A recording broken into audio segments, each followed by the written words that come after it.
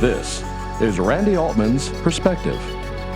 Randi Altman has been writing about the post-production industry for more than 20 years. For much of that, she was an editor, then editor-in-chief of Post magazine. Now she runs her own website, PostPerspective.com. As a noted industry analyst, she reports on what's new, what's important, and why the rest of us should care. Hello, Randi, welcome. Hi, Larry. Thanks for having me. It is a delight to have you with us. What's the big news this week? Well, I think that everyone is talking about the new releases from Adobe, their Creative Cloud 2015. This is stuff that they previewed before NAB, and it's actually a real thing now. So there's a lot of updates, a lot of excitement. One of the things they've done is they've spent a lot of time improving the performance, especially of Premiere. They've totally rewritten the engine under the hood, and they've done a lot of stuff with After Effects. What are you hearing in the industry? Are people pleased with the changes? Absolutely. I've been seeing, over the last few years since they introduced the Mercury engine, I think that people started taking Premiere more seriously. I think that the pro part of the name was embraced. You've seen a ton of people adopting it, and I think this new release is taking it a step further. They can now do color within Premiere. You've got new workspaces, depending on how you want to work. There's more collaboration allowed, which was a big hit from people who especially were working with Media Composer and wanting to work in collaborative environments. So across the board, I've been hearing some very good things.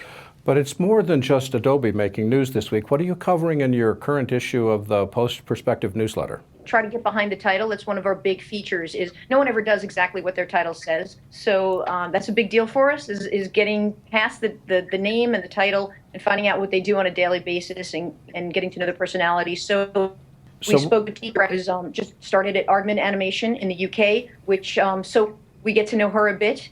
She's actually Finnish, but living in the UK. Another big story that we reported on is Sync Sound in New York. They are a long-standing audio post-production studio working in television. And back in 1997, they started a film post-production studio called Digital Cinema. This week, they sold that off to Warner Brothers. So now Warner Brothers has an actual studio in New York City. Which is pretty amazing when you think about it. As you're doing your interviews, what's your goal in the interview? What are you trying to find out? Trying to dig a little deeper. I want to get to know people on a personal level. I think that this industry is based on personality and relationships. And if everybody is sort of always on their guard, you never really get to know them. So sometimes I'll ask silly questions that might appear silly. It sort of evokes really personal answers and shows us their character and their personality.